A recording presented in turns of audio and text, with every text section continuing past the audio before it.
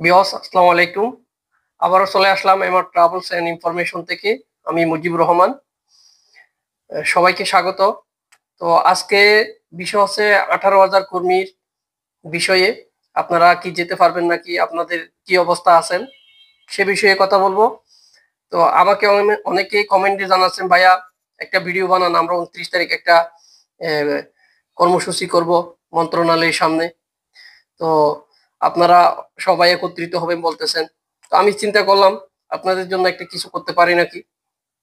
তো প্রথমত আমরা যারা মালয়েশিয়া সিন্ডিকেটে ছিলাম প্রথমে, তো যারা 18,000 যাইতে পারে নাই মেন পাওয়ার হওয়ার পরও টিকিটের কারণে, তো প্রথমত বাংলাদেশ সরকার প্রবাসী কল্যাণ মন্ত্রণালয়ের দিক নির্দেশনায় আমরা কি করছিলাম, প্রথমে আপনাদেরকে 78,990 টাকা যে এজেন্সি সিন্ডিকেটে নিছিল স্ট্যাম্পে করে, সে টাকা আমরা আপনাদেরকে ব্যাক দিছি, ফেরত দিছি স্ট্যাম্পে সাইন নিয়ে ভিডিও রেকর্ড করে। তো সাইন দেওয়ার পরে এগুলো আমরা আবার মন্ত্রণালয়ে দিয়ে দিছি, ডকুমেন্ট দেখাইছি যে আপনাদের টাকা আমরা যে দিয়ে দিছি সেটা প্রমাণ।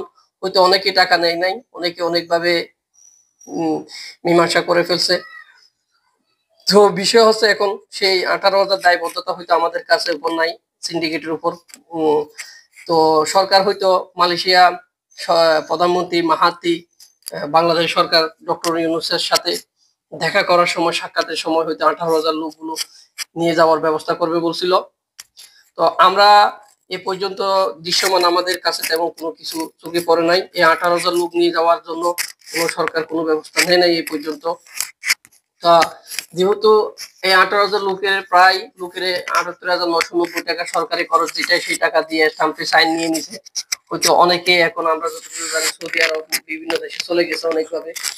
তো আপনারা এখন অনেকে বলতেছেন আমরা মানববন্ধ করবো, এই করবো সেই করবো।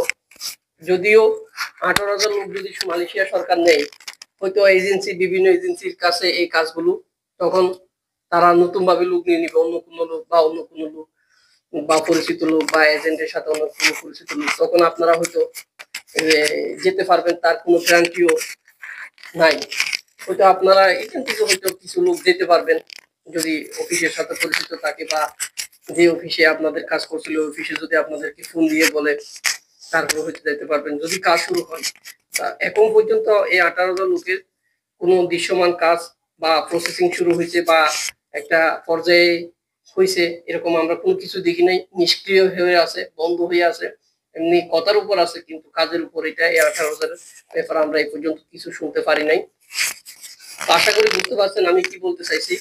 তো মেন বিষয় হচ্ছে যেহেতু আমরা 18,000 লোকের প্রায় ম্যাক্সিমাম যেগুলো সিন্ডিকেট ছিল সবাইকে টাকা দিয়ে দিছে, স্টাম্পে নিয়ে নিছে, হয়তো সরকারে বলছেন নিয়ে যাওয়ার ব্যবস্থা করবে। তখন হয়তো যদি কাজও শুরু হয়, 18,000 লোকের কাজ যদি শুরু হয়, হয়তো এজেন্সি বা সিন্ডিকেটে যারা ছিল তারা হয়তো অন্য কোনো লোক নিয়ে নিতে পারে। তা আপনারা চিন্তা ভাবনা করে মানববন্ধ করেন, সমস্যা নাই। মানববন্ধ করলে হয়তো তারা এই কাজ 18,000 লোকগুলো নিয়ে যাওয়ার হয়তো ব্যবস্থা করবে। তবে আপনারা মানববন্ধন করবেন এইভাবে। আমার একটা পরামর্শ, যারা 18,000 লোক যাইতে পারে নাই তাদের নির্দিষ্ট লিস্ট করে সরকার তাদেরকে যাতে নিয়ে যায় এজেন্সি, সেই ব্যবস্থা করতে বলবে। যদি 18,000 লোক যাওয়ার ব্যবস্থা করে সরকার, কিন্তু অন্য লোক যদি চলে যায়, তাহলে আপনারা এত কষ্ট করেও করুন, আপনারা যেতে পারবেন না। তার কারণে আমার একটাই পরামর্শ, আপনারা আন্দোলন করবেন ঠিক আছে, আগে লিস্ট করতে বলবেন মন্ত্রণালয়কে, যে 18,000 লোক যেতে পারে নাই তাদের লিস্ট করে সেই সব এজেন্সিকে বলে দিতে হবে এই লোকগুলো প্রসেসিং শুরু হওয়ার জন্য দ্রুত সময়ে। তাহলে আপনারা যেতে পারবেন 100%। যদি এরকম করে না দেয়, তাহলে 18,000 লোক, যে কোনো 18,000 লোক পাঠাই দিতে পারে। তখন যে কোনো 18,000 লোক যদি পাঠাই দেয়, তখন আপনারা হয়তো এখান থেকে হয়তো বঞ্চিত হয়ে যাবেন।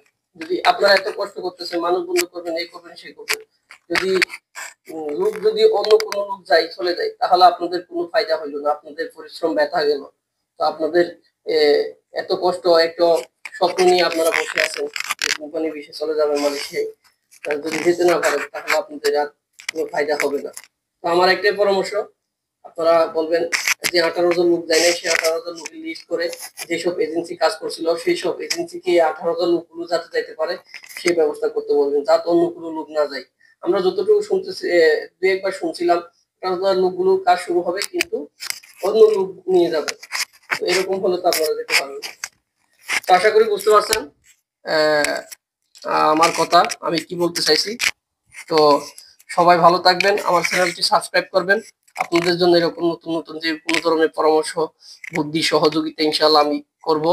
আমি যেহেতু এই সেক্টরে আছি, মেইন পাওয়ার মন্ত্রণালয়ে কাজ করি টুকটাক আমার অফিসের থেকে। তো আমি একজন আপনাদের সাধারণ কর্ম, আইটি অফিসার। তো আপনাদের এসব বিষয়ে অনেকে হয়তো জানে না, অনেক এজেন্সি বলবো না কোন পর্যায়ে কি কাজ। তো আমি আপনাদের সাথে এই কাজগুলো শেয়ার করি। তো আমার চ্যানেলটি সাবস্ক্রাইব করবেন। আর আপনাদের কোনো কিছু জানার থাকলে আমাকে কমেন্ট করবেন, আমাকে অথবা হোয়াটসঅ্যাপে নক দিবেন। ইনশাআল্লাহ আপনাদের সহযোগিতা করব, সব সময় পাশে থাকবো ইনশাআল্লাহ। আপনারা ভালো থাকবেন। আসসালামু আলাইকুম।